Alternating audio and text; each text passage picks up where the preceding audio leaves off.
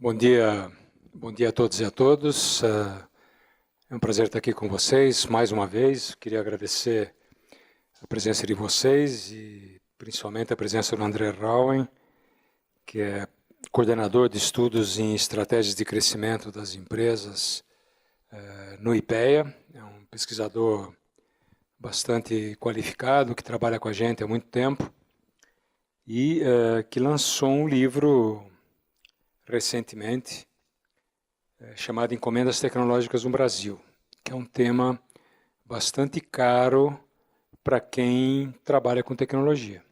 Caro e polêmico.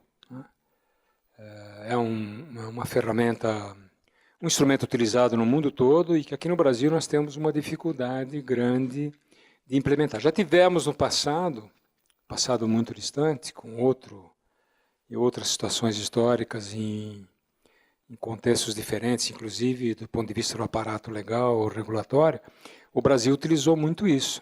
Todo o sistema Embraer, ou antes, o ITA, CTA, mesmo a Petrobras, ele foi montado com base em encomendas tecnológicas. O instrumento não funcionava exatamente como está sendo proposto hoje, mas ele esteve muito ligado a uma atuação forte do Estado para viabilizar avanços tecnológicos, não só, mas basicamente tecnológicos, em várias áreas. Inclusive na petroquímica teve, na própria indústria automobilística, entende?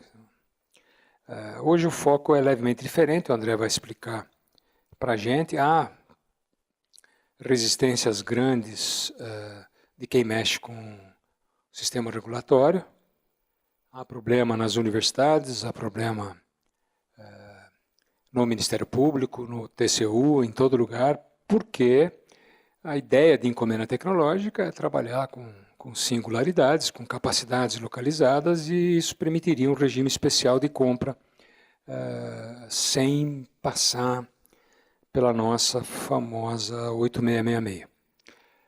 E isso causa problemas de várias ordens. Causa em algumas áreas um certo frisson, certo? O pessoal treme porque tem que pôr o CPF embaixo, e é uma situação. Com o novo marco em 2016 e a regulamentação que o presidente Temer assinou, as coisas melhoraram. Acho que nós temos uma base mais segura para fazer os trabalhos. Mesmo assim, continua sendo muito polêmico. Tivemos um caso recente aqui do TJ de São Paulo, que fez uma compra grande. É polêmica a situação, porque a gente não conhece exatamente o que foi comprado, né? E a gente colegas aqui, está aqui a Maria, que é coordenadora do núcleo Direito e Inovação aqui do Observatório. Eles se reuniram, tiraram uma nota e teve gente que pediu, pela lei do acesso à informação, as informações, e a gente não conseguiu até agora. Então, ou seja, dentro do pacote de mais de R$1 bilhão de compras da TJ, a gente não sabe exatamente o que tem lá dentro. É bem possível que a gente tenha uma parte bem clara, que é a inovação, ou que é uma compra tecnológica, vamos dizer assim, mais legítima, certo? Ou mais claramente configurada como tal, pode ser que a gente não tenha. Em todo caso, o alvo do TJ não era essa discussão, porque o TJ também não fez referência à compra. O TJ atacou a ausência de competição, que passou por cima da 8666, e o TJ caracterizou que, dadas as especificidades da informação, isso não poderia ficar com empresas estrangeiras. As duas, segundo a minha visão, as duas colocações do TJ são equivocadas, mas isso ainda está em debate. Eles ganharam a liminar da CNJ, desculpe, confundi. A CNJ que buscou uma impugnação da compra e conseguiu ter uma liminar exatamente paralisando a compra. Acho que a defesa do TJ não está sendo boa, porque a melhor defesa nesse caso é a transparência e a discussão aberta do que tem que ser feito. E a gente acaba minando, corroendo a credibilidade do instrumento encomenda pública ao não ser transparente. Bom, mas esse é o assunto da palestra. Mais uma vez, obrigado, André. O André veio de Brasília. Veio respirar ares melhores aqui, né, André? Sem poluição aqui de São Paulo, né? Claro. Sem poluição política, eu quis dizer. Né? Pelo menos igual a de Brasília. E o André vem do IPEA, onde nós temos vários colegas, parceiros de pesquisas há muito tempo. E eu vou passar a palavra para ele fazer a sua apresentação. Antes disso, só queria lembrar, nós estamos ao vivo, há internautas e internautas do outro lado da tela, certo? Do mundo virtual. Todos vocês que estão nos seguindo podem enviar suas perguntas pelo site IEA Responde, não é esse? IEAResponde@usp.br. IEAResponde@usp.br. Se vocês enviarem durante a palestra, eu transmito pelo menos algumas perguntas ao André, e se chegarem depois, eu encaminho para ele, para vocês se corresponderem por e-mail. Então, André, mais uma vez, super obrigado pela presença e a palavra é sua. Obrigado, Glauco. Obrigado, pessoal, pela presença. É um prazer estar aqui. É a primeira vez que eu estou no Instituto de Estudos Avançados. Eu acho um espaço super legal. Eu sempre acompanho online. Vi a última sobre educação, alto nível. É um locus muito importante para o país, esse aqui dos Estudos Avançados. Tá? É sempre um prazer trabalhar contigo, cooperar. A gente já coopera há bastante tempo. Inclusive, as encomendas têm muito dedo do Glauco, lá atrás, nas plataformas do conhecimento. Queria mandar um abraço pessoal da internet, eu sei que tem gente seguindo. Tem um pessoal da Prefeitura de São Paulo que está super inovador em termos de contratação. Não tem ninguém do IPEA, eles me avisaram aqui, o pessoal do IPEA não gosta de você. Não sei se é a internet lá que oscila. Gente, olha só. Esse caso do TJ, todos que têm algum interesse em encomendas, eu sugiro dar uma olhada. É um caso de uma encomenda grande. Foi a primeira encomenda feita com a nova lei, de 1,2 bilhões, e foi contratada a Microsoft. Eu e o Glauco, a gente discutiu por WhatsApp bastante esse caso, mas a gente discorda em alguns pontos e tal, mas o Glauco tem razão numa coisa. Os europeus nos ensinaram que encomenda se faz com transparência, total transparência. Uma coisa é a propriedade intelectual, o segredo industrial. Isso é uma coisa, da solução. Outra coisa é o processo de aquisição. A ausência de licitação é completamente diferente de falta de transparência. Uma coisa é uma coisa, outra coisa é outra coisa. Então, eu acho que, se eu pudesse falar alguma coisa, ajudaria muito a gente que está estudando, que quer fazer, que tentou fazer, uma completa transparência. Aí deixa a solução escondida. Ninguém quer saber qual que é o algoritmo. Ninguém quer saber qual que é o protocolo de interconexão. Isso não é importante nesse momento. Tá? Isso é segredo industrial e tem que respeitar a empresa. Agora, o processo, o setor, não é mais... enfim, eu acho que podia ajudar a gente muito nisso. Gente, é o seguinte. Deixa eu sair da tela um pouquinho. Eu esqueci meu caderninho aqui. Desculpa. Obrigado.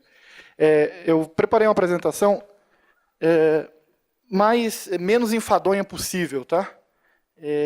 Geralmente o especialista acha que o tema dele é o mais relevante do planeta e todo mundo está morrendo de vontade. E às vezes não é assim. Só que é um tema relevante, tá?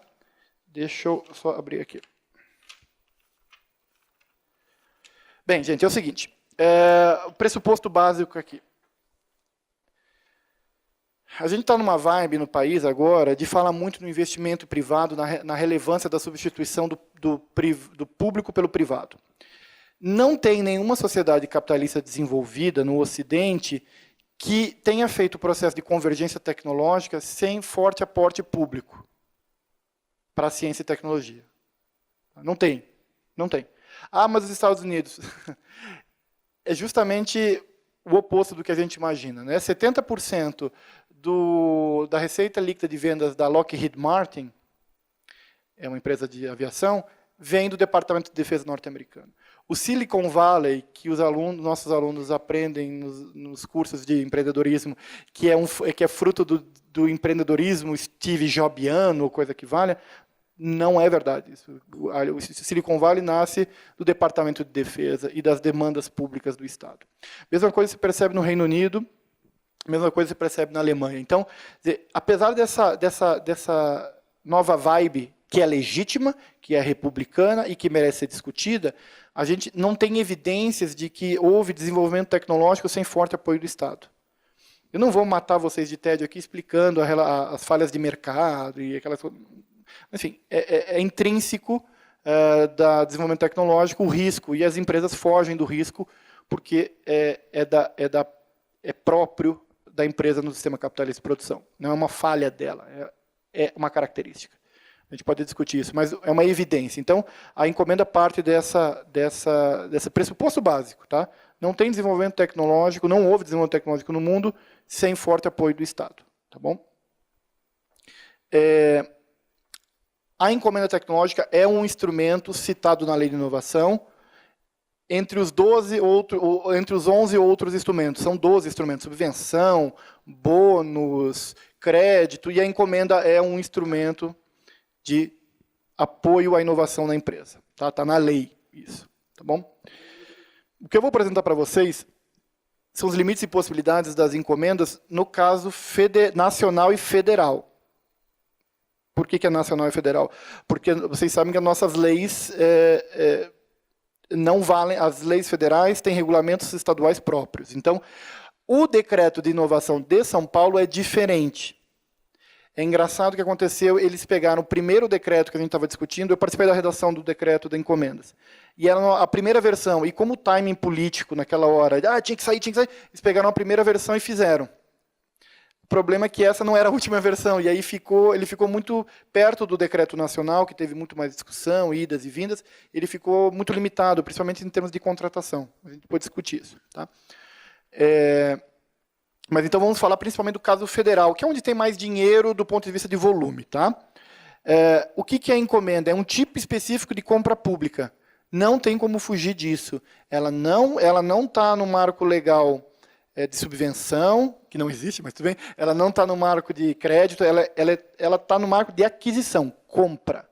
Esse é o framework, infelizmente, esse é o framework da encomenda. Mas no mundo inteiro. Tá?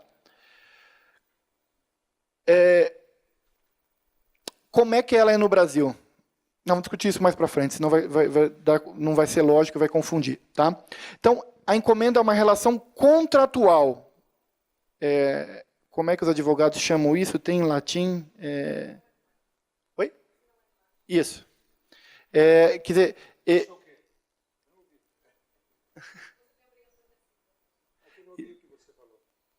Ela falou alguma coisa em latim que eu não... Eu só pago mediante uma entrega. Então, é uma relação contratual. O fornecedor, ele não é um parceiro no desenvolvimento tecnológico, você não é um agente de cooperação. Apesar de, a gente vai relativizar isso que eu vou falar, mas o framework é esse, é uma relação comercial. Tá? Mas é uma relação comercial muito específica, é uma relação que incorpora risco. Que o Estado, pela primeira vez, diz o seguinte: eu vou encomendar este produto e o risco todo é meu. Eu vou te pagar independente do resultado. É a primeira vez que a gente faz isso de forma clara e objetiva. Tá? Tem que lembrar que, no passado, a gente fazia encomenda, mas era tudo meio aos trancos e barrancos. Tá? A gente fazia, aí não tinha 8666 direito, era um parecer aqui, enfim, a gente fazia. Pela primeira vez, a gente tem um mecanismo claro de solucionar um problema que antes a gente só solucionava de maneira difusa. Então, eu tinha um problema que era a vacina da dengue. Eu tenho um problema que é a vacina da dengue. Como é que eu fazia no passado? Eu fornecia crédito para as empresas, eu fornecia subvenção para universidades, para as empresas, eu oferecia bolsas para universidades e esperava que o sistema devolvesse alguma coisa em termos de vacina. Tá? Eu não tinha mecanismos claros e retos para encomendar a vacina da dengue. Pela primeira vez, depois de 2004, eu tenho. Isso ficou meio torto, aí teve vários decretos e tal. Em 2018, pela primeira vez, a gente tem um modelo super terminado. Tá? Não é perfeito, porque eu sempre deixei isso muito claro. A inspiração, a gente vai falar aqui, a inspiração é norte-americana, sim, e é europeia, sim, porque como é que eu vou fazer uma regulamentação de encomenda se a gente não vai olhar para o benchmark de encomenda, tá? Que é o país que coloca robozinho em Marte com compra pública. Tá? Então, mas ela, pela primeira vez, isso está claro. Tá? Isso, pelo menos, está claro e dá para usar. Não há mais insegurança jurídica na letra da lei. O que pode haver é o seguinte, o cara, eu não estou nem aí para a lei de inovação, meu negócio é 8666. Aí é uma discussão para os juristas, eu sou economista, tá? Para os juristas discutirem se duas leis do mesmo nível têm prioridade sobre a outra. E é uma questão de realpolitik da gestão de inovação. Tá? Bem, a encomenda, e aí, putz, Glauco, eu tenho visto isso muito. A encomenda, ela não se destina ao fomento da ciência guiada pela curiosidade. Ela não é mais um instrumento para a universidade fazer vitrine tecnológica. Para os NITs começarem a encomendar um monte de coisa e deixar lá, sei lá, 300 patentes para quem ofertando. Não é para isso. Também não é para as fundações de amparo à pesquisa encomendarem coisas e deixarem numa prateleira. Ela não é para isso. Ela é para resolver um problema claro e concreto. Tá? As fundações podem, mas o ideal é o uso da encomenda pelo demandante. É ele quem sabe os problemas que têm que ser enfrentados, é ele que sabe a especificidade. Tá? Isso vai ficar mais claro à medida que eu vou dar exemplo. Tá? Então, a relação mais óbvia da encomenda, mas não é única, tá? A mais óbvia é entre a administração e uma empresa privada com fins lucrativos, capitalista, demoníaca. Não, estou brincando. A administração pública e a empresa. Tá? Essa é a relação mais óbvia. Mas uma encomenda pode ser feita para um consórcio, empresa-universidade. Pode ser feita para uma universidade também. Tá? Mas a relação mais lógica do ponto de vista do desenvolvimento tecnológico é com uma empresa privada, porque é a empresa privada que vai produzir em larga escala. Tá? Aquela solução, se ela der certo ou não. Então, em 2018, o governo federal lançou nova e detalhada regulamentação. Essa nova e detalhada regulamentação, que é o decreto 9.283,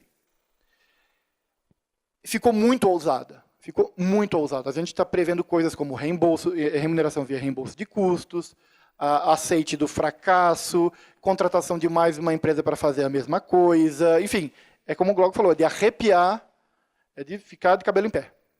Então, quando a gente escreveu essa parte do decreto, eu e o Caio, que é meu coautor aqui, o Caio Barbosa, é da AGU, e é o cara da AGU que está escrevendo os manuais, não, os templates de contratos para encomenda.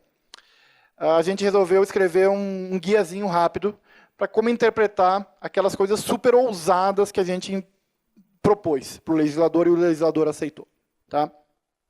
Então é por isso que tem esse guia roxinho que o Glauco vai se virar e vai leiloar com você, vai sortear para vocês, que não tem para todo mundo. Tá? Eu vim de Brasília segurando aqui, tá? Não deu para trazer para todo mundo. Bem, o que é a encomenda? Então a encomenda é uma compra pública destinada para situações muito específicas e não é um instrumento de fomento à ciência descompromissada. Então, eu não vou sair encomendando coisas simplesmente para financiar um departamento de pesquisa que está subutilizado. Tá? Ela não é um subterfúgio para os outros problemas. E isso eu tenho batido na tecla. As pessoas veem a encomenda, às vezes, como subterfúgio a problemas outros que têm a ver com outra natureza. Tá? Ela não é para fazer isso. Ela é para encontrar uma solução para problemas relevantes, tá? Daquele demandante. Tá? Vamos lá. Em termos legais.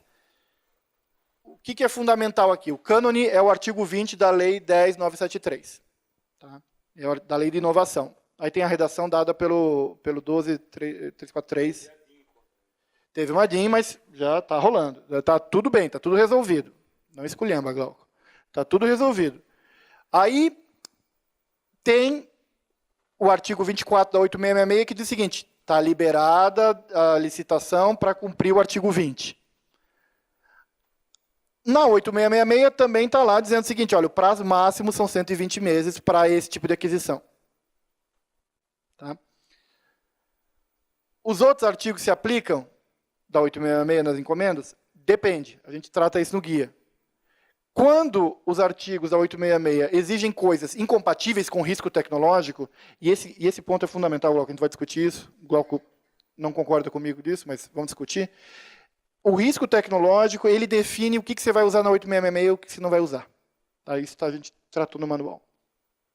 Aí depois vem nível federal, decreto 9.283 de 18, que tem lá uma seção inteira de encomenda tecnológica. Tá? A gente pegou o Federal Acquisition Regulation, no norte-americano, a gente pegou a Diretiva 40 da União Europeia, a gente pegou a experiência brasileira e aí fomos sentando, fomos conversando e saiu, então, esse regulamento. Tá? No mesmo nível dele, tem o decreto da saúde que regula a encomenda como um instrumento para a saúde, e a saúde é muito relevante. Tá? Quem vai fazer a primeira encomenda de sucesso, eu acho que vai ser a saúde. Tá? E embaixo tem uma instrução normativa do Ministério do Planejamento que regula a compra de serviços, como é que você faz, tal. Gestão da compra de serviços. Encomenda, na verdade, é um serviço, compra de serviço de P&D, no final das contas. Bem, gente, a ETEC, a gente chama de ETEC, né, encomendas tecnológicas, ela é uma maneira nova de apoiar a inovação no Brasil. É o seguinte, ela atua no sentido de garantir mercado para um determinado desenvolvimento, uma determinada inovação. Então, ela diz o seguinte para os agentes públicos, olha, se você fizer, nós compraremos. Tá? Então, a encomenda diz que sinaliza ao mercado que, olha, eu posso não te dar crédito, não posso dar subvenção, mas eu vou te dizer o seguinte, aqui, se você fizer, tem um mercado consumidor. Ela age pelo lado da demanda. Tá? Não pensem que isso aqui era para ler, tá? Isso aqui é só para ilustrar. Quer dizer, tradicionalmente, a gente sempre atuou pelo lado da oferta. O que é atuar pelo lado da oferta? É dar crédito, dar subvenção, dar bolsa, é garantir as condições para que os agentes do sistema de inovação, sozinhos e de forma difusa, ofertem inovações. A gente garante que surjam inovações. Tá? É a maneira mais evidente de ver o apoio da inovação. E que instrumentos são esses? Como eu disse, subvenção, crédito, acordo de cooperação, e é o que a gente sempre fez. Só que existe um outro lado, o lado da demanda. Quer dizer, eu posso garantir mercado consumidor e, ao mesmo tempo, estimular o processo inovativo no sentido de escolher tecnologias. Eu posso ter a função de primeiro comprador, ou seja, segurar a empresa através da demanda pública, segurar a saúde financeira da empresa através da demanda pública, para depois que ela surja.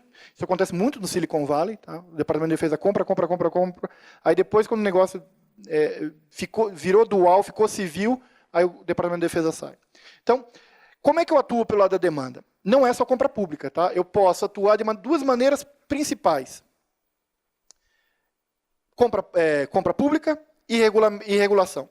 São as duas principais maneiras. Isso está num livrinho laranja que a gente publicou ano passado, que chama Políticas de Inovação pelo lado da demanda no Brasil, tá? Lá pelo IPEA. Tem uma série de casos brasileiros. Vamos tratar primeiro da regulação. O Inmetro, a Anvisa, soltam regulações diuturnamente, tanto para garantir qualidade na produção, tanto para garantir segurança do consumidor. Mas, muitas vezes, eles usam esse monopólio na geração de leis do Estado para forçar o desenvolvimento tecnológico. Então, lá no livrinho laranja, tem o caso das etiquetagens veiculares. Aquelas que a gente vai comprar o carro, tem lá A, B, C ou D.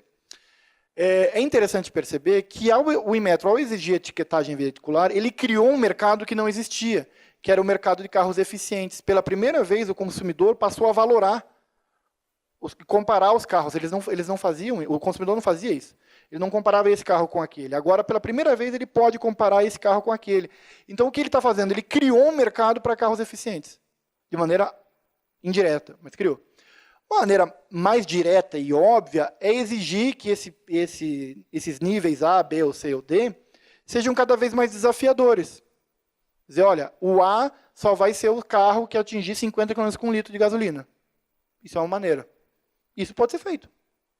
Basta a sociedade decidir. Tá? Então, a regulamentação tem esse poder. Tá? Tem o poder de puxar e criar mercados. Tá? É evidente que não é simplesmente é evidente que não é uma questão de só decidir o que deve ser feito ou que rota escolher. É uma discussão muito complicada para ver se é factível, se é possível, se é desejável, porque existem trade-offs, né, para atingir níveis de eficiência energética, por exemplo, maiores ou menores. Tem o custo, enfim. É uma questão complexa, mas é uma maneira de atuar. Tá? No livro, a gente trata da etiquetagem veicular como uma maneira indireta de criar um mercado para carros eficientes, deixando o consumidor valorar. Tá?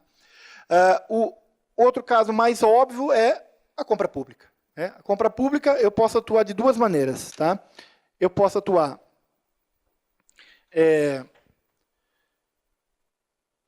colocando na 8666 ou nas novas legislações a exigência de inovação ou pontuando a inovação de maneira mais intensa, ou seja, entre duas soluções, quem for mais inovador, eu dou mais pontos e ganho a licitação. É o que a Europa tem chamado de Public Procurement for Innovation. Né? Quer dizer, eu coloco nos bids, coloco nos editais, que a inovação, quem for mais inovador vai ser mais pontuado. Tá? Ou eu boto requisitos de atuação que só podem ser atingidos via inovação. Por exemplo, eu boto, olha, a Prefeitura de São Paulo vai comprar lâmpadas, e eu não digo tecnologia, não digo nada, só digo que, olha, elas têm que ter durabilidade mínima de 10 anos, e tem que ter tantos lumens, e tem que gerar tanto de calor e consumir tanto de energia. Ao fazer isso e botar níveis muito altos, eu só tenho uma opção, que é o LED. Então, eu posso fazer esse tipo de coisa e forçar que a compra pública fazer com que a compra pública force o processo de inovação. Tá? Por outro lado, eu posso comprar coisas que não existem. Essa é a primeira vez que a gente tem isso na legislação, isso se chama encomenda tecnológica. Eu posso usar o poder de compra para dizer o seguinte, eu quero comprar o esforço de desenvolvimento da vacina do Zika. Isso é uma maneira de usar o poder de compra para puxar o processo de inovação. Zika? Zika vírus.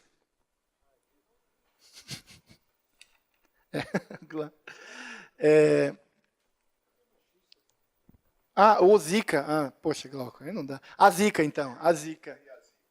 Pronto. É um ser humaninho. Perguntaram, ai, que lindo bebê, o que é menina? Menina. É um ser humano. Pronto, né? Bem, o que serve a encomenda? A encomenda é para entregar um entregável claro e preciso. Tá? Então, eu faço a aquisição de uma solução clara e precisa. No meu termo de referência, eu digo exatamente o que eu quero resolver. Eu quero resolver um problema de iluminação pública com esses requisitos. Então, eu adquiro o esforço para aquele desenvolvimento. Tá? A lei vai dizer o seguinte, que se eu encontrar outra coisa mais relevante, a cura do câncer, no meio dessa aquisição, eu não vou para a cura do câncer, porque não é um instrumento de desenvolvimento tecnológico, é um desenvolvimento de solução de problema. Tá? E aí é muito difícil explicar isso para o cientista. Né? Meu Deus, é a cura do câncer. Sempre é a cura do câncer. Né? Ou coisa que muito importante. Assim, mas aí cabe outro instrumento. Tá?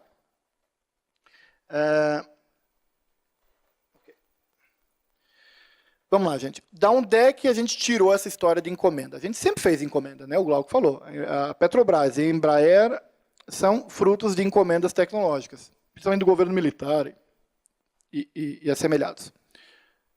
Que agora tem assemelhado. Mas não era, a gente não tinha isso, não tinha esse fast track, a gente não tinha essa segurança jurídica. Quais são os dois benchmarks? A DARPA, que é Defense Advanced Research Project Agency, Todo filme de ficção científica americano tem um negócio da DARPA. Tá? O que a DARPA faz? A gente foi lá na DARPA e percebeu que 90% dos 2 bi de dólares, que é o orçamento da DARPA, do orçamento declarado, porque eles devem ter um negócio lá monstruoso, secreto, do orçamento declarado, é executado através de encomendas públicas, que é o Federal Acquisition Regulation, parte 35, compra de P&D. Então, 90% desse orçamento é encomenda. E é encomenda de coisas completamente disruptivas. Então, tem encomenda lá do robozinho que vai substituir as mulas. Tem muito problema para os soldados no Afeganistão de levar equipamento. Então, às vezes, eles compram mulas mesmo, animal dos locais, para tentar subir os morrinhos e tal. E aí, a DARPA fez uma encomenda de um robô para substituir a mula. Foi feito, procurem no Google, quem fez foi a Boston Dynamics. É um robozinho, é uma mulinha que vai andando e tal. A encomenda foi feita, foi terminada, o protótipo foi entregue, só que não foi comprado em larga escala, porque nos requisitos não foram colocado barulho, não foi colocado ruído. E ela fazia muito barulho, a ventoinha do robozinho fazia muito barulho e entregava os soldados. Mas aí a Boston Dynamics explodiu, começou a fazer humanoides. Dê uma olhada na Boston. Você conhece a Boston Dynamics? Muito legal. Então, surgiu de uma encomenda da DARPA. Japonesa hoje. Ah, japonesa? Bem, esse é outro problema. Os caras investiram e os japoneses compraram. Bem, esse é um outro problema. Então, o Drive, a DARPA é o benchmark, mas é evidente que a gente não está querendo montar DARPA Brasa aqui ou coisa que vale. Tá? Mas o Drive norte-americano de encomenda é defesa. Tá? O outro exemplo que foi muito caro para fazer a encomenda brasileira foi o Horizon 2020, que é o programa da União Europeia de Ciência e Tecnologia. Não é 90% de encomenda, mas é uma boa parte. Tá? Cerca de 1/3 ali, por aí, eu me arrisco a dizer que não é encomenda, eles chamam de Pre-Commercial Procurement na Europa. Tá? Que é muito semelhante à encomenda, tá? Mas não é uma encomenda. Não é que nem a nossa legislação. Qual que é o driver das encomendas tocadas pelo Horizon 2020? Envelhecimento. Coloquem no Google lá, Pre-Commercial Procurement Initiatives, União Europeia. Vocês vão ver lá que tem todos os Pre-Commercial Procurement deles. A maior parte é envelhecimento, que é um driver de desenvolvimento da União Europeia. Tá? Então, a gente tem a legislação brasileira que é inspirada nesses dois casos, mas é aí que traz toda a nossa bagagem de elevada aversão ao risco, de comportamento oportunista, de escândalos de corrupção nas aquisições que estão todo dia na imprensa. Então, um caldeirão dessas coisas. A nossa encomenda é um caldeirão, é o resultado dessas coisas misturadas. Tá? O que é a encomenda, então, em termos de gestão? Esse modelo que está aí é o modelo idealizado, é o mais bonitão, é o mais fácil de ver, mas a realidade pode ser muito mais bagunçada que isso. Esse é o famoso modelo em funil, não tem nada a ver com o modelo funil e inovação. Tá? É um modelo em funil que você pode selecionar, ao mesmo tempo, 8 empresas. Vamos supor, eu quero fazer a vacina da Zika. Eu quero fazer a vacina da Zika, tá? Da Zika vírus. Eu contrato 8 empresas.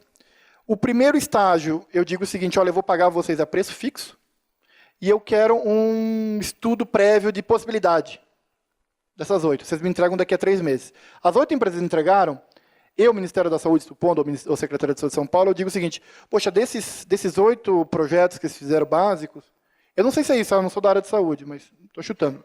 O primeiro estudo, desse estudo primeiro básico, putz, só tem 4 bons. E está lá no contrato, olha, se eu não julgar relevante, morre no meio. Aí eu digo para as 4 empresas que reprovaram, olha, desculpa, não está bom, está aqui a tua remuneração, porque você fez o estudo, muito obrigado, e as 4 seguintes seguem. Aí as 4 seguintes seguem para uma fase de pesquisa in vitro. Dessas 4, sei lá, essas 4 têm, sei lá, 2 anos de pesquisa in vitro. Para que a empresa não venha à falência nesses 2 anos, eu faço stage gates, ou seja, olha, você me faz uma entrega parcial, eu não estou te selecionando ainda, me faça uma entrega parcial e eu vou te pagar, eu vou te reembolsar os custos que você teve, não vou te pagar nada, só reembolso de custo, nessa fase. Aí, paguei, entregou o relatório, ó, tá dando, desculpa a expressão, tá dando merda. A empresa entrega, mas eu vou pagar porque a empresa fez, eu estou remunerando o esforço e não o resultado, tá? Depois, no final dos 2 anos, eu vou lá para verificar quem passa para a fase seguinte. Dessas 4 empresas, nenhuma pode ter conseguido avançar. Eu dou por encerrado a encomenda, não deu certo. Muito obrigado, eu pago todo mundo, chamo o TCU, tal. Ou dessas 4, 2 conseguiram. As 2 passam para a fase seguinte. Então eu vou afunilando. Chegou no final, eu tenho... Como é que está meu tempo, Glauco? Se tiver muito enfadonho, para aí. Chegou no final, está pronto a molécula está pronta. Só que nesse meio tempo, a Pfizer fez uma baita de uma vacina. Muito mais barata, muito melhor. Aí eu digo o seguinte, olha, muito obrigado para vocês que participaram da encomenda, mas surgiu uma opção muito mais vantajosa para o Estado, para a sociedade brasileira, então eu agradeço vocês e eu vou comprar da Pfizer. Então, a encomenda ela tem opção de compra ao final, mas é uma opção. Bem, mas e como é que essa empresa que vai ganhar dinheiro durante esse processo de pesquisa? É por isso que as encomendas prevêem reembolso de custo, mais taxa fixa ou taxa variável. Então, a empresa está tendo remuneração ali.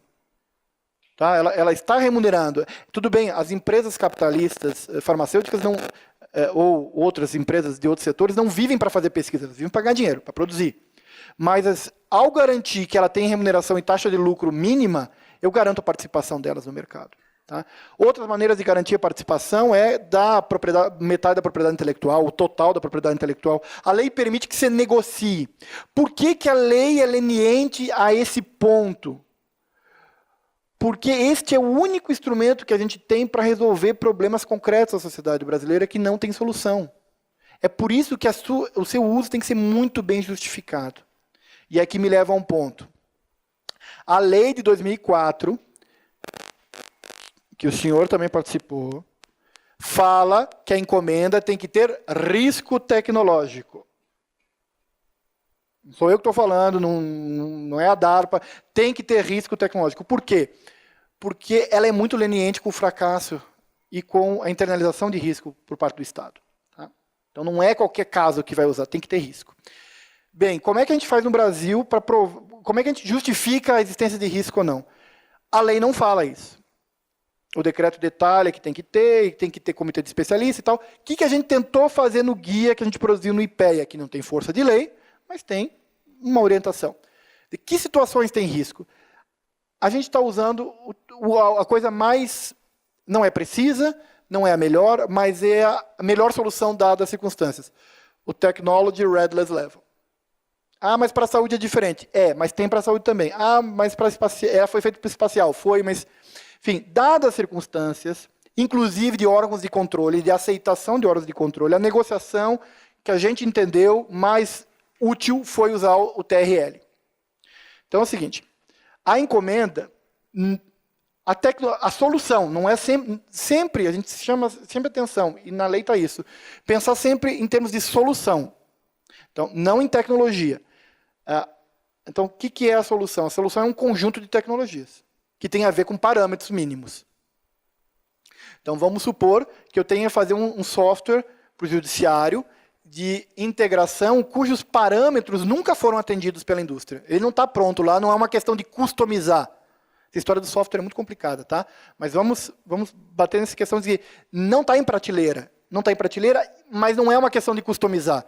Tem que desenvolver protocolos novos, tem que desenvolver protocolos adaptados ao 4G brasileiro, que é ruim, tem que produzir protocolos adequados, enfim, não é uma questão de customização, há um esforço de desenvolvimento. Então, esta solução não está pronta. Ela está em TRL 7 ou 6. Depois vocês vejam lá o TRL. Agora, tecnologias que estejam e que o objetivo seja atingir TRL 9, que é introdução no mercado, não devem ser passíveis de fazer encomenda tecnológica. Por quê? Porque a lei fala lá que o limite é o protótipo. Não sou eu que tirei isso da cachola. A lei fala lá que tem prototipagens, plantas piloto, até prototipagens de plantas piloto. Isso é TRL 8. Tá? Então, o que a gente está sugerindo? Que o Comitê Técnico de Especialistas, que a lei permite que você monte, defina o TRL que aquela solução se encontra. Se ele disser o seguinte, não, me desculpa, gestor, essa tecnologia já está em TRL 9 e já está em Manufacturing Readiness Level. Já tá não dá para justificar. Agora, se eles disserem, olha, essa tecnologia não atingiu certificação TRL 8, dá para fazer para atingir TRL 8. Ela está em 7, vai atingir 8. Isso é mecanicista? Pô, pra caramba. Isso é binário? Pra caramba. Só que é o seguinte, a realpolitik do negócio aqui exige algum grau de decisão. Não dá para ser fuzzy e não dá para ser quântico, aqui para usar a palavra da moda. Tá? De fato, a gente tem que se basear sempre na opinião de técnico especialista. E por que ela não deveria começar em TRL 1? Porque daí é pesquisa básica. Vocês podem interpretar de maneira diferente. O guia está dizendo o seguinte, olha, dada a circunstância toda, a gente sugere que os negócios, que as encomendas tenham o objetivo de atingir TRL 2, 3, 4, 5, 6, 7, até 8. A tecnologia está em TRL 8, ou seja, o protótipo testado em ambiente real, me desculpa. Aí você usa Public Procurement for Innovation. Usa 8666 e bota lá os requisitos. Olha, eu vou comprar, ou faz um concurso. Eu vou comprar 8 protótipos que, sei lá, faz um concurso. Usa outro instrumento. A encomenda não é para isso. A encomenda brasileira não é para isso. Não. A lei permite que nós montemos um comitê técnico especialista, igual lá a plataforma do conhecimento.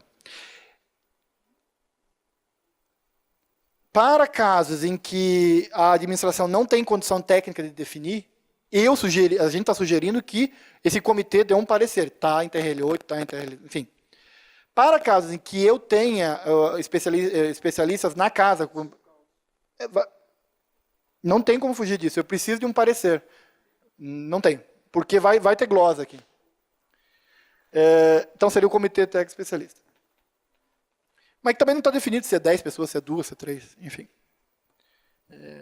Bem, o que é permitido? É permitido não saber como fazer e nem o preço total. Então, a encomenda pode partir do seguinte, olha, eu tenho um teto de 1 bi. Eu vou remunerar o custo da empresa até o teto de 1 bi. Passou de 1 bi, a empresa que se vire. É risco dela. Okay? Eu posso selecionar por meio de negociação. Posso chamar todas as empresas aqui. Uma baita de uma transparência, de novo. Ausência de licitação não significa bagunça. Eu não sei de onde é que vem as pessoas pensam isso.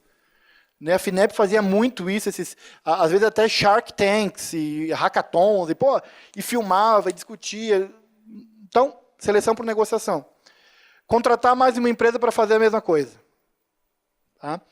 Remunerar através de reembolso de custos. E aqui eu faço um parênteses. Estava na pauta da Câmara Federal o PL 1292 de 95, que cria a nova 8666. A gente tentou colocar, a gente fez uma nota técnica, lançamos segunda-feira no IPEA, uma nota técnica dizendo que essa nova 8666 vai prever a possibilidade das encomendas fazerem reembolso de custo. Por que isso é importante? Porque legitima. É juridicamente necessário que a 8666 faça isso? Não, não é. Só que a gente está no Brasil e o cara vai primeiro na 8666. Então a gente tentou colocar lá. Não sei se vai passar. É permitido negociar a propriedade intelectual. É permitido completamente. Tá? É permitido fracassar. A questão aqui é que eu preciso comprovar real esforço. O ponto é, e quem comprova real esforço? Eu sugiro que seja o comitê técnico especialista. Mas é preciso. Ou seja, o gestor. Enfim, é preciso comprovar real esforço. E é possível, em caso de sucesso, adquirir em grande quantidade sem licitação. Vocês percebam que a chance disso aqui dá problema é gigantesca. Tá? Só que dá para fazer. Dá para fazer. Tá? Essa história dos órgãos de controle, isso tem mudado. Eles participaram da redação disso aqui. Eles estavam lá no IPEA comigo. Eu tenho orientandos da CGU. Eles têm consciência. O que eles exigem da gente, e eu tive no lado acadêmico, e posso falar com alguma experiência no lado acadêmico, é uma má gestão. Eles exigem uma boa gestão. Não é bagunça. Não é executar projeto científico não significa que seja um processo lúdico e que eu possa fazer tudo. Não. E aí entram os núcleos de inovação, os NITs, que deveriam fazer todo esse suporte para o professor não ficar perdendo tempo. Mas o que os órgãos de controle têm exigido é gestão profissional do recurso em inovação. Tá? Eu acho que dá para fazer. Como que faz isso? Transparência. Faz o site. O que a União Europeia tem mostrado? Cada PCP dos caras tem um site. Aí tem do lado direito todos os documentos, todas as atas, todas as filmagens de negociação, toda a equipe técnica, todo o comitê de especialistas, critério para montar o comitê especialista. É uma trabalheira, mas os caras fazem assim e tem saído. A DARPA também é uma trabalheira danada. A DARPA também, o diretor da DARPA falou para a gente, olha, litígio tem todo dia aqui. A gente lida com litígio, não é o fim do mundo. A gente está preparado para isso, gestão profissional, mas tem litígio. Eu falo, olha, às vezes a Boeing subcontrata a Lockheed e em outro projeto a Lockheed processa a Boeing. Mas o projeto sai. Então, eu sou um otimista nesse sentido de dizer, documentação.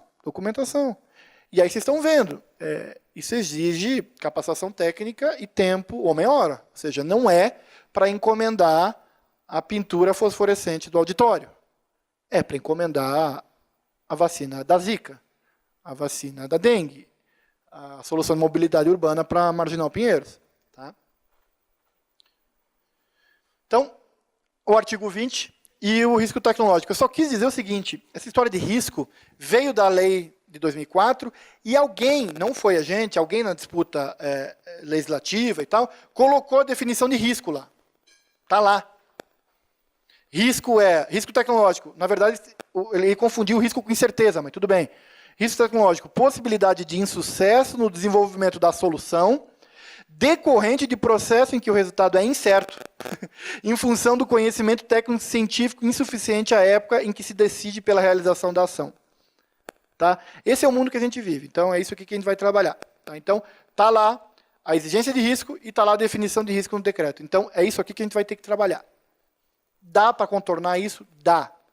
Quer dizer, transparência, gente capacitada e clara demonstração de esforço de preservar os princípios da administração pública, e, enfim. Tá? Aí é o seguinte. O que é encomenda... Qual é o uso mais imediato que eu vejo da encomenda pública, da encomenda tecnológica?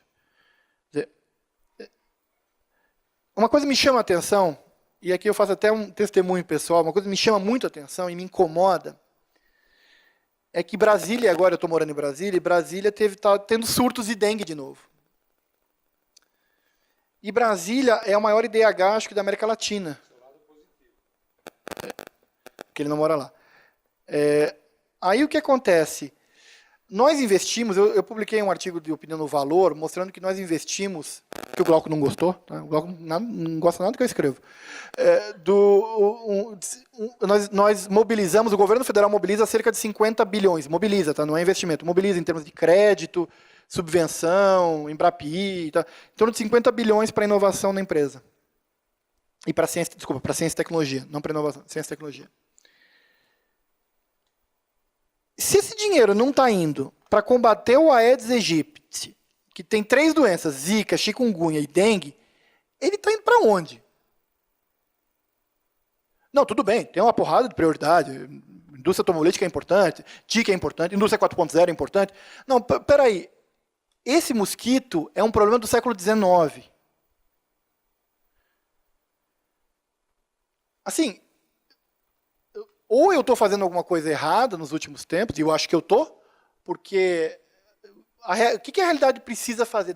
Eu preciso pegar dengue para descobrir que eu preciso escrever que a prioridade é o Aedes aegypti? Ou seja, se esses 50 mobilizados não vão para combater esse mosquito, estão indo para onde? Se esse dinheiro de 50 mobilizados não estão indo para despoluir a Baía de Guanabara, eles estão indo para onde? Eu levei 1h10 entre Congonhas e a USP. O meu voo Brasília-São Paulo foi 50 minutos. Se esse dinheiro não vai para a mobilidade urbana, ele vai estar indo para onde? E no final das contas, se esse dinheiro não vai para uma melhor gestão do SUS, que está todo mundo careca de saber que o plano do SUS não é só recurso, é gestão, ele está indo para onde? Bem, é evidente que as pessoas vão me dizer o seguinte, não, mas a ciência guiada pela curiosidade é extremamente relevante. Ninguém aqui está falando diferente. Ninguém aqui está falando diferente. O problema é que não pode ser só isso. A gente tem urgência, a gente tem problemas concretos. Tá? Quer dizer, os americanos investem em ciência guiada pela curiosidade, é isso que aí o cientista vai dizer, é isso que cura o câncer. É isso que cura a AIDS. É verdade. Mas se a política tecnológica é a aplicação do desenvolvimento científico, se é a aplicação dos esforços técnicos, ela não vai para esses problemas concretos, ela está indo para onde? Porque, meus amigos, a gente fez um avião. O KC-390 é uma maravilha, ele voa. E a gente fez o maior acelerador de partículas ao sul do Equador. Como é que a gente consegue fazer o maior avião ao sul do Equador e o maior avião e o maior acelerador de partículas ao sul do Equador e não consegue ter uma solução para o mosquito? Eu estou dizendo que esses casos não são relevantes? É claro que não. Eu, inclusive, sou entusiasta dessas duas encomendas que foram feitas com outra legislação, estão lá no livrinho laranja também. Eu não ganho nada quando eu faço propaganda do livro, tá? É gratuito. Eles estão lá no livrinho laranja, esses dois casos, mas me chama a atenção, se a gente consegue entregar um avião, consegue entregar o acelerador de partículas, a gente não consegue resolver esses problemas. É evidente que isso tem a ver com interesses difusos, né? A Zika é muito mais difusa do que os interesses da Força Aérea, que tem uma corporação. É muito mais difuso que o interesse da comunidade científica, que tem uma corporação. E a gente consegue entregar. Só que a gente não consegue entregar coisas concretas, que são relevantes para o nosso dia a dia. Tá? Quer dizer, talvez a gente consiga encomendar a vacina da dengue a hora que alguma alta autoridade pegar dengue. Aí vai sair gritando, cadê a vacina? Daí vão ver que contrataram o Butantan lá atrás, e daí deu aquele problema, e vai não sei o que, e não sei o que, e vai e volta, e vai. E aí vamos ver como é que não saiu. Tá? Então, a minha mensagem final é essa, quer dizer, a encomenda tecnológica é um instrumento absurdamente poderoso para transformar a realidade das pessoas, nossas, e promover desenvolvimento tecnológico no país.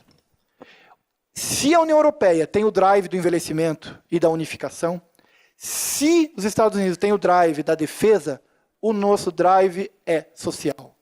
Nosso drive é desafios sociais. Tá? Esse é o nosso drive. E as encomendas podem ser ponta de lança para resolver isso. Tá? Dá para fazer. Sabe por que dá para fazer? Porque o avião está voando. O avião foi feito com inexigibilidade de licitação. Se a Embraer não entregasse, meu Deus do céu, estava todo mundo em cana. Porque na 866 você tem que entregar o que você comprou. O Sirius está funcionando já. Então dá para fazer. A questão o Estado precisa agir no sentido de reorganizar esses interesses difusos e entregar essas soluções para a sociedade. Agora, me assusta que ninguém fala numa solução tecnológica para o mosquito. É um programa forte, uma plataforma do conhecimento para o mosquito. Me assusta, eu não sei o que... Ou eu estava dormindo, eu sou parte do problema também. Porque eu fico avaliando lá resultados da lei do bem, lei da informática. O que eu tenho feito? No sentido de estabelecer prioridades. Só um detalhe, para encerrar. O Ministério da Saúde, só em aquisições, o Ministério da Saúde fez no ano passado 5 bilhões em aquisições.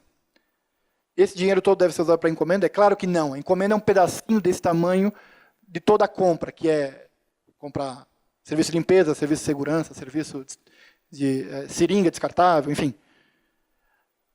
Mas esses 5 bilhões em compra pública são 5 vezes o orçamento desse ano do CNPq. Então, a gente tem um poder enorme nas compras para alavancar o desenvolvimento tecnológico. Não é trivial, não é fácil, mas tem pessoas aqui e em Brasília que estão dispostas, inclusive nos órgãos de controle. Minha mensagem final é, Glauco, é positiva. Estou a fim de encarar, eu tenho ajudado o Ministério da Saúde, eu vejo que a gente pode transformar um pedaço da realidade. Não é a solução para o Sistema Brasileiro de Inovação. Não é. A solução para o Sistema Brasileiro de Inovação passa por uma série de outras questões que têm a ver com o aparato jurídico institucional e tudo mais. Mas ele dá um gás.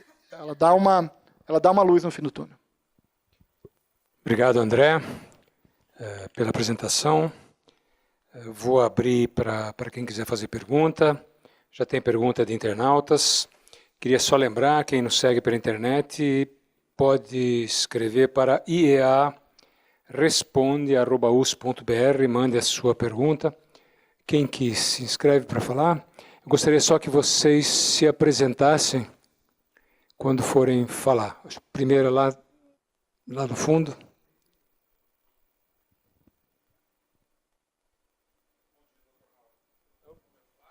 Não está funcionando. Perdão. Meu nome é Flávio, eu sou advogado e na verdade, eu tenho uma pergunta, uma curiosidade, doutor. É possível, numa encomenda tecnológica, o Estado, a administração pública, ela vir acompanhada de uma empresa privada numa solução para diminuir o risco financeiro de um grande desenvolvimento?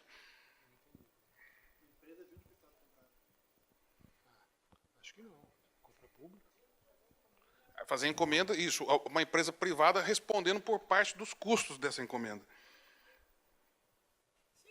Sim, a questão é segmento o projeto. Por exemplo, o INPE poderia encomendar, está comprando da Opto, não sei se a Opto existe mais, mas está comprando da Opto um pedaço do satélite.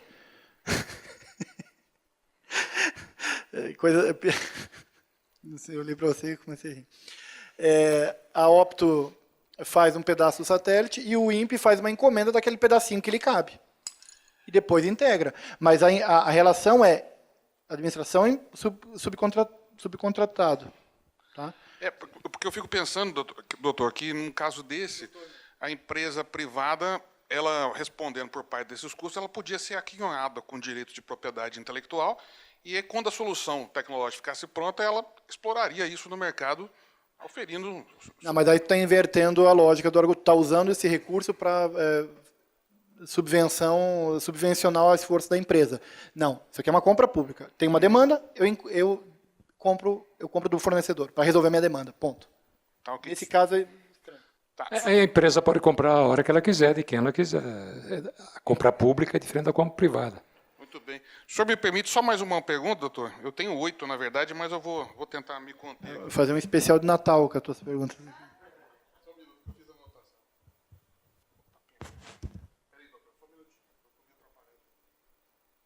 A gente ouve outra pergunta e... Posso passar para a Gessiane, daí você encontra a sua, tá? Eu passo para você de novo, não tem nenhum problema. Gessiane, por favor. Gessiane, queria agradecer a presença. Gessiane é diretora adjunta aqui da Agência USP de Inovação. Obrigado, Gessiane. Obrigada. André, duas questões. Em relação ao Ministério da Saúde, que você disse que está auxiliando e tendo em vista todo esse poder de compra que eles têm, isso já está adiantado? Eles já têm um conjunto de prioridades? Ou seja, dado que existe esse marco legal, como que isso está sendo encaminhado? E o segundo ponto, você mencionou que poderia haver uma questão de consórcios ou até mesmo a participação das universidades. Queria que você pudesse explicar um pouco mais como que a universidade pode contribuir nesse sentido. Obrigado, Gessiane. Eu vou colher 3 perguntas, daí ele faz uma resposta só. Diogo Coutinho, professor da Faculdade de Direito Largo São Francisco. Ele só fala Faculdade de Direito, todo mundo tem que entender que é lá, certo? Mas é a única, né? Bom dia, André. Eu queria, antes de mais nada, agradecer a gentileza de você ter vindo aqui e ter dado essa brilhante palestra que nos esclareceu tanto, com tanta informação importante a respeito do uso das encomendas. Foi muito importante para mim ouvi-lo hoje. E eu, se você me permite, eu gostaria de explorar um pouquinho a tua presença e, em particular, sabendo que este é um tema polêmico em relação ao qual há pouco acesso à informação, eu gostaria de pedir uma opinião sua a respeito do caso do TJ, se você puder. Eu queria saber se na sua... Eu sei que você é um observador, você não está diretamente envolvido, com todas as ressalvas que é importante fazer aqui. Eu queria saber se você enxerga risco tecnológico claro, independentemente do nível de TRL, no caso TJ, a ponto de você achar que aquilo ali, em tese, seria um caso de encomenda mesmo. Isso não ficou exatamente claro para mim. Me tive a impressão de que sim, que você enxerga aquilo como uma oportunidade importante, sem entrar no mérito e nas nuances, nos detalhes. Eu sei que poucos de nós tiveram acesso a aspectos peculiares daquilo, mas só para tirar essa dúvida. Eu agradeço a sua gentileza mais uma vez. Vou fazer mais uma pergunta e daí o André responde, tá? Por favor, colega lá do fundo.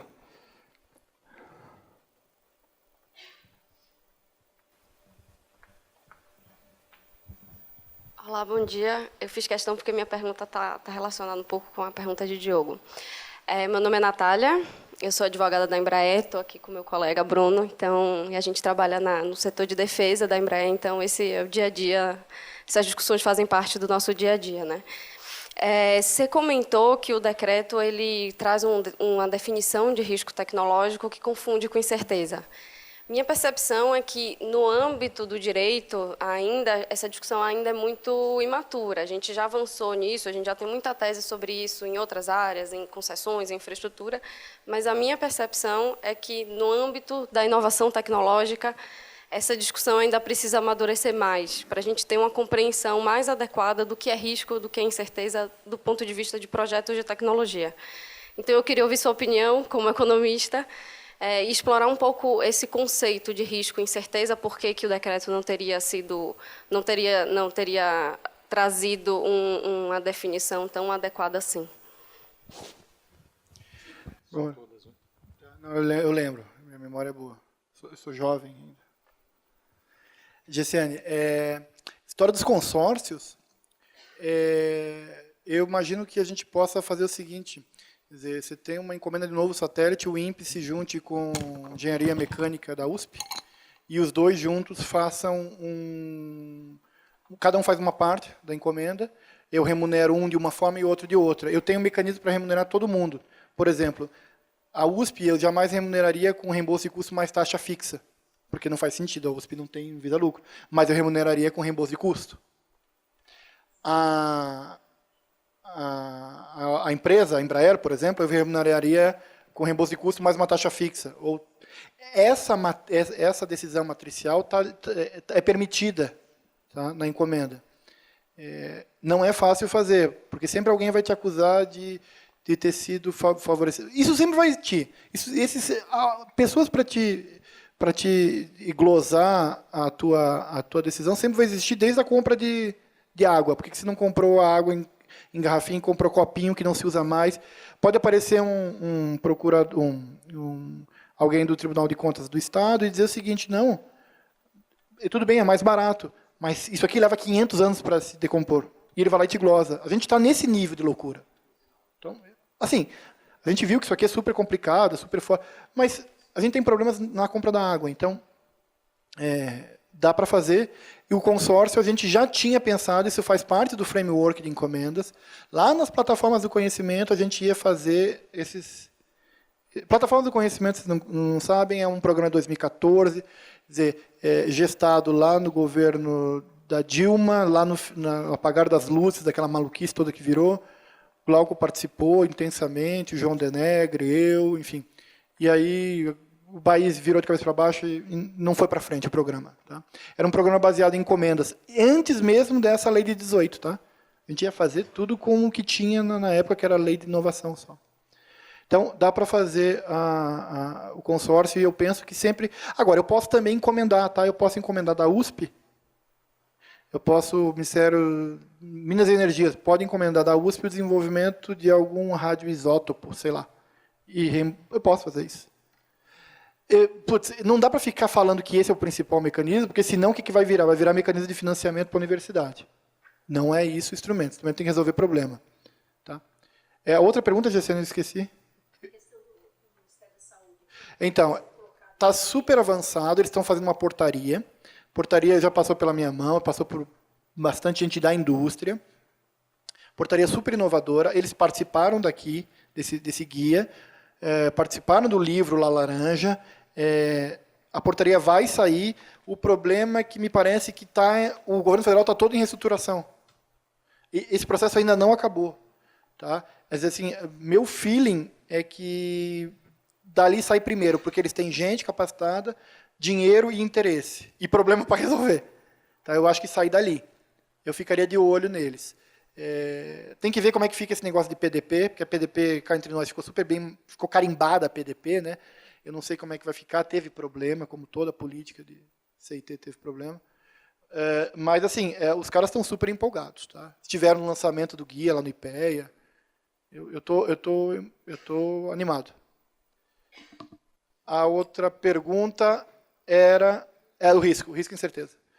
Olha, não sei se foi o Kaiser Guilherme que dizia que se a gente soubesse como as salsichas são feitas e as leis são feitas, a gente não respeitava as leis e não comia salsicha.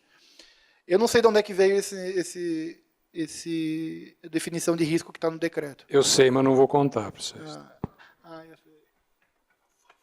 É como a salsicha. Então, deu uma confusão danada, porque é o seguinte, o risco tecnológico, para quem não era... Risco é quando você consegue parametrizar. Eu tenho um risco de sair daqui e explodir um cano de gás e eu morrer. Esse risco é parametrizado. Eu pego o passado, calculo a probabilidade. A probabilidade é baixa, mas existe. Agora, coisas que nunca aconteceram, que eu não tenho dados, que são completamente inéditas, qual é o risco de eu sair daqui e ser abduzido por um ET? Isso é totalmente incerto, eu não consigo parametrizar. Em termos mais bobos possíveis, é isso. Tá? Não tem risco que ET não pega a gente do IPEA, tá? Não vem com essa. As pessoas do IPEA já... Então. Tava todo mundo normal, mas daí veio você e detonou, né? Brincadeira. Aí, o que aconteceu? Misturaram ali, mas essa mistura até que foi boa, porque é o seguinte, deixou evidente que o risco tecnológico não é o risco normal. Risco tecnológico não é assim, ó, eu vou construir um elevado aqui, tem um risco. Toda atividade tem risco. Não é desse risco que a gente está falando. A encomenda não é desse risco. Ela está falando do risco, desculpa os economistas se arrepiarem, do risco ligado a uma incerteza. Na economia não existe isso. Uma coisa é risco, outra coisa é incerteza. Mas na lei, o risco tecnológico é a incerteza tecnológica. Tá? Então, misturaram ali porque o legislador não tinha conhecimento.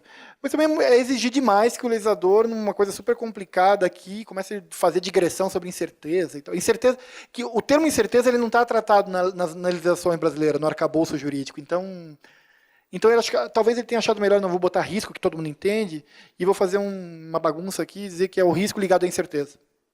Tá? Mas o que a gente está fundamentalmente dizendo é uma coisa muito especial. Não tem nenhuma legislação no Brasil que fale em incerteza. Nenhuma, só essa aqui. Jovens, nós estamos caminhando para o fim, tem uma nova rodada de perguntas. Pô, desculpa. Eu fingia que estava decorando, mas não conseguia decorar. Que eu acho muito deselegante. Está mais velho do que ele pensa. Eu não acho que você ficar falando e não gosto, eu gosto de olhar para a pessoa. O caso do TJ.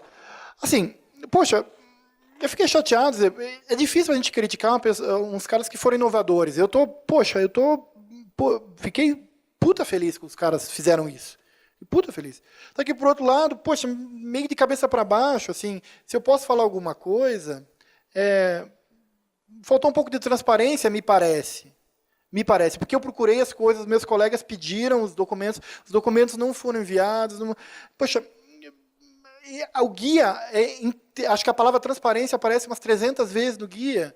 Então, eu não sei dizer se tem risco, não. Eu não sei do que se trata. Não tenho a mínima ideia. Solução em nuvem pode ser Google Drive, pode ser o OneDrive do Microsoft, ou pode ser um negócio que os processos que eu faça um mecanismo de busca inteligente, com inteligência artificial, e que o cara me dê o seguinte, olha, para o teu caso, toda a jurisprudência diz que você vai perder a ação. E isso, para mim, tem risco. O cara dizer, ó, o cara aplicar uma inteligência artificial ali, e o cara dizer, olha, minha pergunta é a seguinte, eu atropelei um cachorro na faixa de pedestres. Qual que é a punição que eu vou ter? E aí um AI pegar toda a jurisprudência e me cuspir um resultado, porra, como é que eu vou dizer que não tem? Agora, o cara dizer que vai botar na nuvem, você entende que a ausência de documentação e transparência não me permite responder, não estou fugindo claramente. Tem um problema ali, a minha crítica tinha que ter, gente, é 1,3 bi, é 1,3 o orçamento do CNPq. Tá? Então, faz um site, faz como a União Europeia faz, não tem porquê. É o TJ, ele tem que dar o exemplo, né? Mas eu também não quero ficar criticando os caras, eu não sei o que aconteceu. Tem um negócio lá, tem uma relação, só que vocês podem me dizer o que acontece entre o TJSP e a Conselho Nacional de Justiça, que eu nem me arrisco a me meter. Mas tem treta aí, né, para falar a linguagem, tem vida louca aí no meio, tá pegando alguma coisa aí. Né? Que a encomenda simplesmente é subterfúgio para... Tá? Mas a minha única crítica nesse momento que dá para fazer é a falta de transparência no processo. Jovens, só vou pedir para vocês serem um pouquinho mais breves. Eu vou passar a palavra para outra rodada de perguntas, vai ter que ser a última porque já está tarde. Tenho duas perguntas de internautas.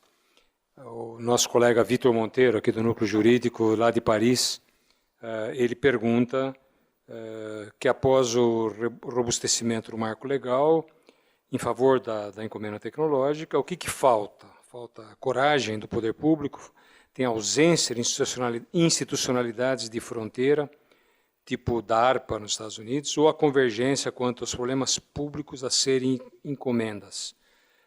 Um pouco das três, é isso que pergunta o Vitor. E depois a Fabiane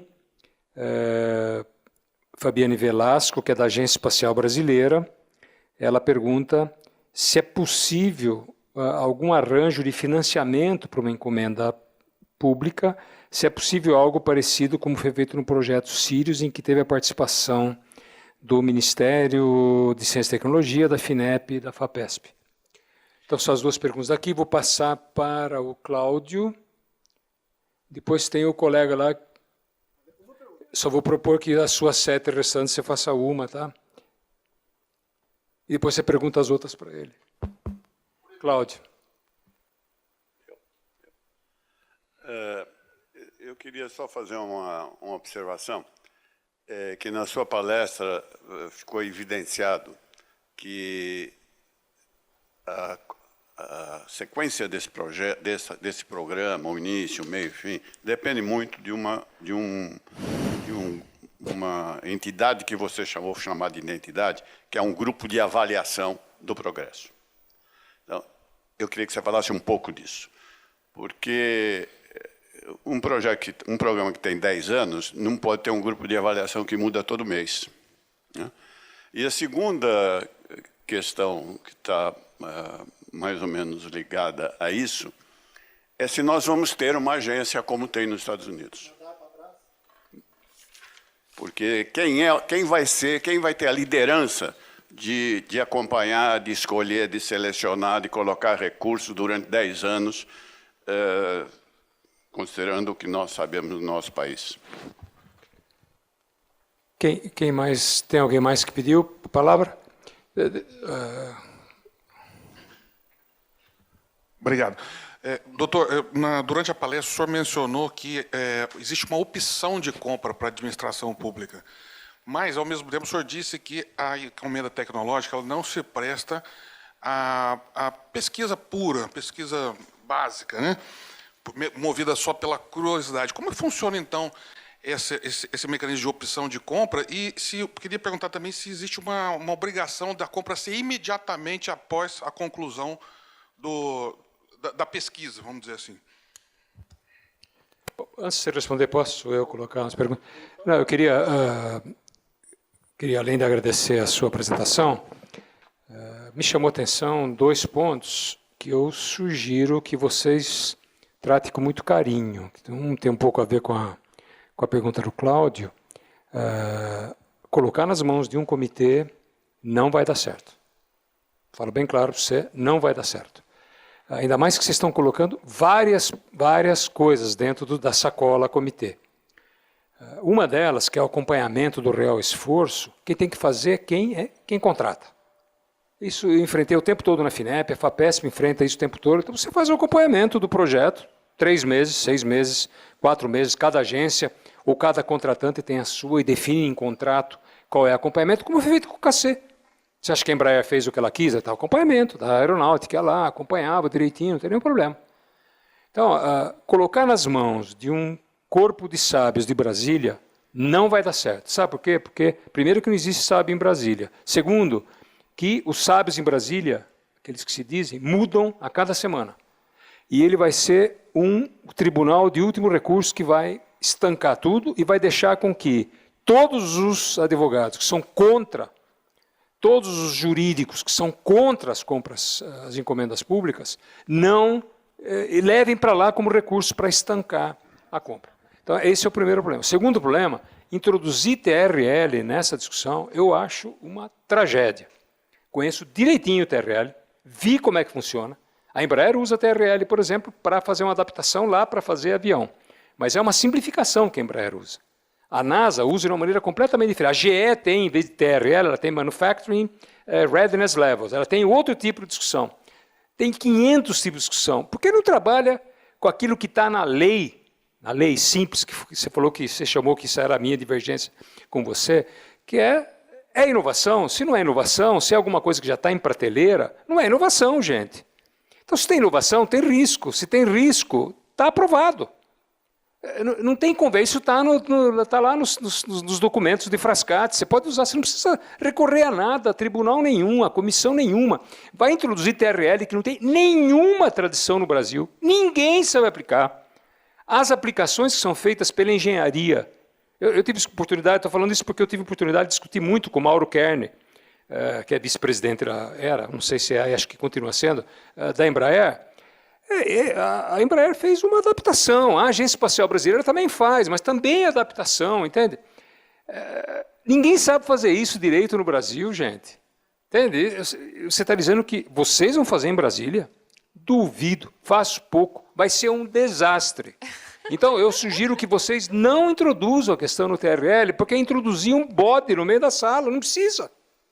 Usem a legislação simples. Ah, mas não sei se é inovação. Você não sabe se é inovação, não compra. Gente, é tão simples. Você percebe? Ah, não é inovação. Esse negócio do TJ é simples, a pergunta. Tem desenvolvimento tecnológico? Se tem desenvolvimento tecnológico, tem risco. Pode ser pouco, pode ser muito. Tem risco, eu posso comprar. Ah, mas o risco é muito insuficiente para você fazer uma compra pública. Tudo bem, gente. Então, põe a palavra relevante em algum lugar, caracteriza o risco, mas não com TRL, gente. Você percebe? Eu acho que é um escândalo isso, tem um grau de subjetividade. TRL foi feito para outra coisa, para ver o sensoriamento remoto para o foguete que a NASA desenvolveu, para saber se os materiais que eles precisavam para resistir à temperatura estavam caminhando no mesmo ritmo. Entende? Se não tivesse, tem que mudar o material ou tem que mudar o sensoriamento.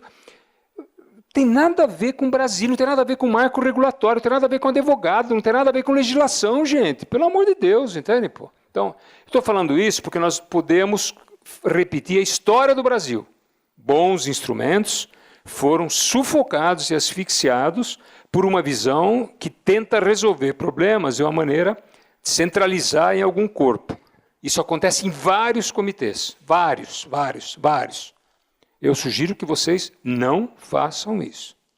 Tá? É tragédia anunciada, não vou marcar. Se vocês resolverem fazer, já vou deixar marcado para daqui 1 ano e meio você voltar aqui para anunciar que não deu certo. Então eu proponho que você não passe por essa vergonha, nem eu, entende? Né? E poupe a nossa audiência. Você quer falar? Uma última pergunta, na verdade, uma consideração, uma pergunta. Meu nome é Carolina, sou pesquisadora aqui também no Núcleo Jurídico do Observatório de Inovação.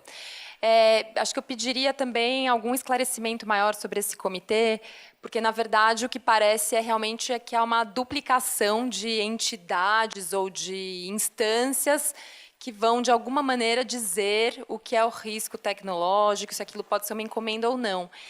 E o que assim, por um lado, eu compreendo essa solução, esse encaminhamento da questão, mas, por outro, essa sobreposição de instâncias, de entidades, acabam justamente, acho que talvez, resultando no que aconteceu no caso do TJ, em que a gente tem um conselho nacional versus uma questão do Estado de São Paulo. Então, eu também perguntaria em que medida enfim, como é que a gente resolve contratações que podem ser feitas, por exemplo, no âmbito dos estados, tendo um conselho, enfim, como seria essa articulação institucional, né? Se é que... Acho que é essa a minha consideração, que vira uma pergunta, na verdade. Obrigada.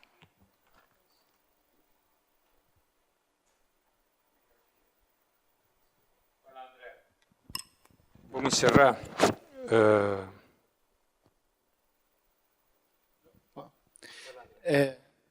Vou começar pelo final. É evidente depois dessa porrada. Gente, eu estou achando que vocês estão externalizando o framework de vocês. Vocês estão... Como é que chama isso em psicologia? Vocês estão... Transferência. O Comitê Técnico de Especialistas é permitido pela lei para te dar um auxílio. A gente no Brasil não tem uma coisa que a encomenda é muito cara, que chama Project Manager. A gente tem o DAS, Cargo de Direção e Assessoramento Superior, que muda e que não sei o quê. Como que isso é feito no DARPA? O cara, Project Manager, ele fica 4 anos lá, ele faz o projeto, ele vai embora. Ele tem um pé na universidade, um pé na empresa e um pé no governo. Este cara está empoderado pela legislação e ele tem um conhecimento técnico muito bom. O que eu estou colocando aqui, e que arrepia vocês falar em comitê, e eu sei por quê, porque eu já estive do outro lado, não é isso. Desculpa se eu dei essa impressão, Glauco, não é isso. O TRL a gente diverge, mas desse caso a gente está falando a mesma coisa. O comitê, eu tenho que prever isso em lei e eu tenho que recorrer a ele como última instância. Eu estou empoderado, o gestor público, eu estou na pesquisa, mas o gestor público está empoderado para dizer, olha, aqui é evidente que tem risco, eu faço todo um processo, eu ouço as pessoas, não é eles que vão lá, mas eu preciso ter um substrato. Eu posso não ter, a lei fala em é possível. Só isso. Só isso. Ninguém está dizendo que tenha que ter, o guia sugere. O INPE não vai montar um comitê técnico especialista, não precisa, eles são especialistas. Agora, o Ministério da Saúde seria bom ter 3 caras ali, pelo menos para os caras darem uma guiada. Agora, é o Consul? Não é o Consul. Não é isso, pô. Não avacalha também, não é isso. Quer dizer, é um grupo de pessoas que você montou ali para te ajudar. E que, no final das contas, você vai chamá-los. É só isso, tá? É só isso. Não é o comitê que faz. Quem vai fazer isso e a gente não resolveu, tá? Tá ali, tem uma seção escrita do gestor do projeto. A gente não resolveu, a gente não tem institucionalidade. A gente não tem carreira de compra pública e a gente não tem uma carreira de gestor capaz, que tem esse pé aqui, o pé ali. Eu não sei. Teria que ser um cara mais na cara e da coragem nesse momento. A gente não tem tradição. Tá? Então, o comitê é só isso, Glauco. É só isso. Eu tenho que prever um grupo de pessoas que eu possa perguntar. Tá? E por mais que as experiências nas universidades não tenham dado certo, e sejam problemáticas, a gente tem que ter. O mundo inteiro tem, e não tem por que a gente negar essa possibilidade. Sobre o TRL. Bem, eu discordo diametralmente do Glauco. Não, a lei não fala em TRL, de fato. O que a gente está propondo no guia é o seguinte, uma maneira de fazê-lo é usar o TRL. E basta que alguém diga, olha, tem risco, é uma inovação, e está atrás do TRL 8. O manual não tem validade legal. A gente não está exigindo que tenha que ter uma certificação em metro NBR TRL 8. Não é isso. Mas, olha, desculpa, Glauco, ajuda. Porque é o seguinte, a justificativa da dispensa vai toda se basear em presença de risco. Ah, tem inovação? Não tem. Não dá. Se você quer assinar um negócio que você acha que tem inovação, eu não assino. Eu não boto meu CPF, se eu disser assim, do nada eu vendo a caixona, eu não sei. Você vai fechar a FINEP, você vai fechar o BNDES, você vai fechar a FAPESP, porque todas elas, por lei, só financia o desenvolvimento e inovação. Mas não é para a FINEP fazer, isso é um mecanismo do Ministério da Saúde fazer, é para o Ministério da Minas e Energia fazer. Mas se a inovação está na lei. Mas esses caras não têm tradição, a gente nunca fez isso aqui. Quer dizer, enfim, a lei não está pedindo TRL, a gente está sugerindo e a gente não está dizendo que certifique ser TRL. O que está dizendo, claro, use como o subterfúgio para dizer que tem inovação. É o comitê que vai decidir? Não, é o Project Manager que vai dizer, olha, eu não estou muito seguro. Por exemplo, inteligência artificial, eu não preciso chamar um comitê de especialistas para dizer que inteligência artificial tem TRL. Agora, é um protótipo, já está ali.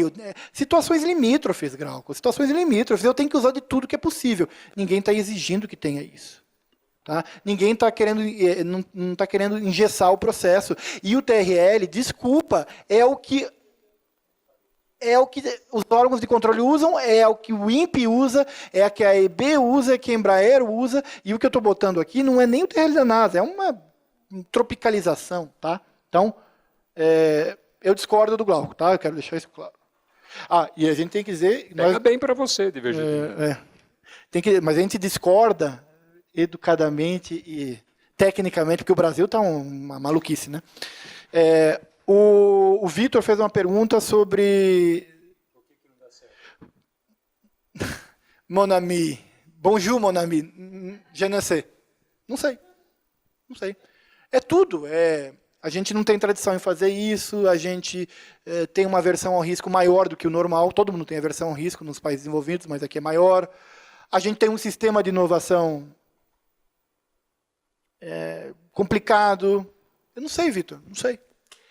O André, deixa só para terminar, tem uma pergunta da Maria Carolina Foz. Ela está perguntando, eu não queria que você fosse embora sem responder. Ela diz o seguinte: na legislação, estou tentando resumir na legislação europeia, abre-se a possibilidade de uma concorrência para saber quais são as empresas ou qual é a empresa que vai comprar ou que vai vender, certo? Com base na sua experiência, como é que foi a discussão desse aspecto, entende? Se é que teve. É uma compra direta, ponto. E aí, o que está faltando em termos de elementos legais? Está faltando coisas infralegais. Tá? O Ministério da Saúde está fazendo a portaria dele para poder fazer. Cada órgão vai ter que fazer coisas infralegais, que é o procedimento. Quer dizer, compra direta, teoricamente, eu posso fazer como o TJ fez. Que é chamar a empresa e fechar o negócio. Eu estou alertando que isso não é saudável e isso vai dar problema. E isso não é econômico, tá? Fazer essa falta de transparência. Não está claro isso na lei. Está dizendo que é compra direta. Como que eu faço a seleção? Eu estou sugerindo aqui, e a gente tem a mesma coisa que a gente fazia na FINEP, que é o Shark Tank, que é chamar as pessoas, é gravar, é discutir, fazer chamamento público com base num TR. Isso não está claro, tá? Não está evidente em nenhum lugar da lei como é que eu faço essa aquisição pública. Isso tem que ser resolvido. A gente tem resolvido isso, eu tenho ajudado os órgãos a fazer portarias internas de como fazer a aquisição interna. Eu acho isso bom, porque também daí fica aquele negócio de engessar toda... Aí você vai criar uma nova licitação, se a gente for. Tá? Então, os Project Managers, a tua pergunta tinha muito a ver com isso, né? Quer dizer, o Project Manager é um cargo que a gente não tem aqui, que a gente não sei como é que a gente vai construir, mas talvez a gente possa fazer a gestão. A gente tem o CGE, Centro de Estudos Estratégicos. Talvez ele pudesse fazer, ele podia contratar um Project Manager, sei lá, o Banhato, para fazer o cientista lá para fazer uma vacina, ou o Nicoleles para fazer a... Você entende? Podia, não sei. Não podia fazer esse Project Manager via uma OE, tem que fazer um arranjo aí. Porque no serviço público, botar um DAS para tocar isso vai dar problema. São 10 anos. Vai dar problema. O problema é que as soluções exigem tempo, né?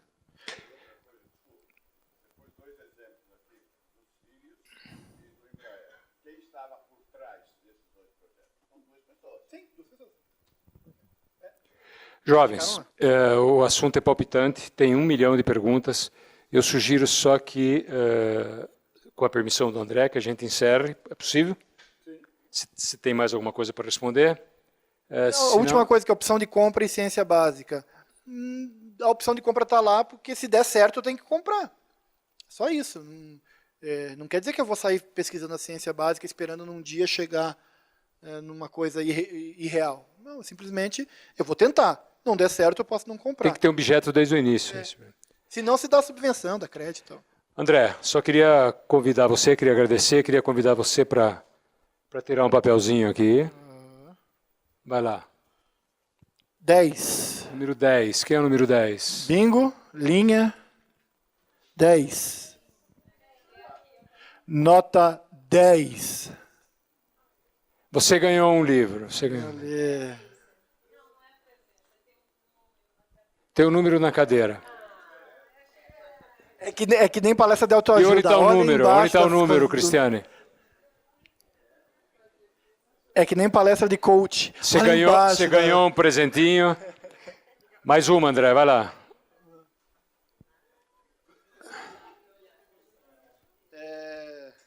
Eu pedi 3 livros, quando foi 17. generoso. Quanto? 17. 17.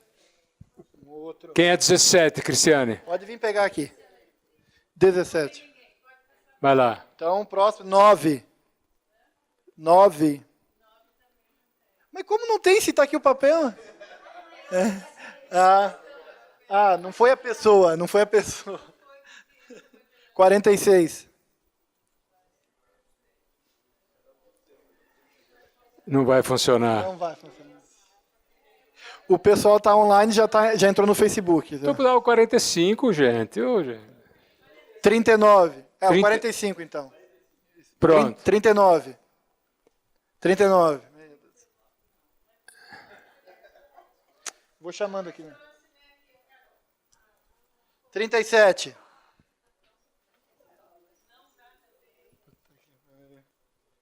É, 59.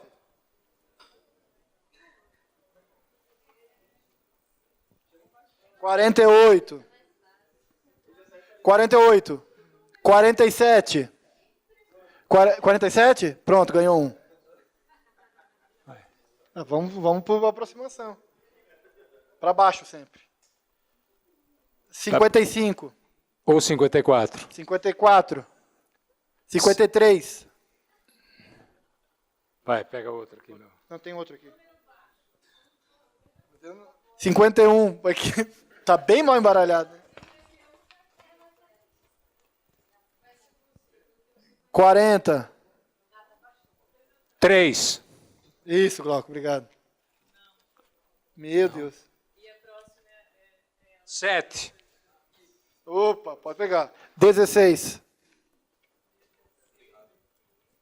4. 11. Não tem 11 aqui? 21. 11 tem, pô. 21. Tá no livro. Pode pegar.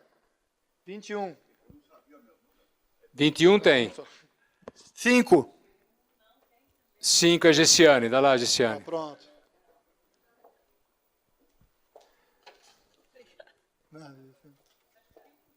Isso aqui é uma prova do planejamento e da organização da academia, entende? 49. É por isso que houve TRL arrepia, organizado, né, e tal. 8. 8, tá ali, ó, o Diogo Coutinho. Falou em organização, 41. 41. As moças aqui, quanto? 31. Olha lá, moça. Lá. Diz o número, tá. 13. 13. Aqui, ó, 31. 13. 31. Para, quem quer o livro, não é mais fácil fazer assim? Pô, você falou que ia trazer 3, trouxe um montão, pô. Então, quem quer o livro? Pronto, vou dar o livro. Oi, quem quer dinheiro?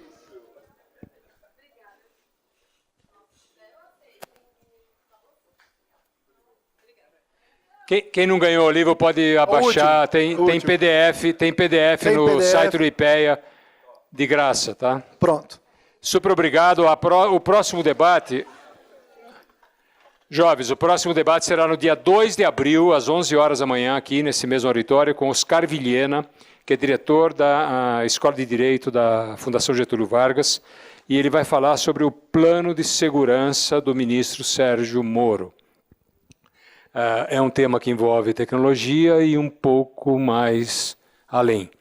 Oscar Vilhena, então, no dia 2 de abril, às 11 horas da manhã. Depois, de 30 de abril, vem aqui outro advogado chamado Floriano Marques, de Azevedo Marques, que é o diretor da Faculdade de Direito, vai falar sobre inovação e segurança jurídica, que tem um pouco a ver com o debate que nós fizemos hoje. Dia 30 de abril, às 11 horas da manhã. Mas dia 2 de abril, o próximo debate. Muito obrigado à presença de todos vocês, aos nossos colegas internautas e ao André. Boa sorte lá no seu conselho e no seu TRL, tá? Mas super legal. Um abraço para você, super obrigado mais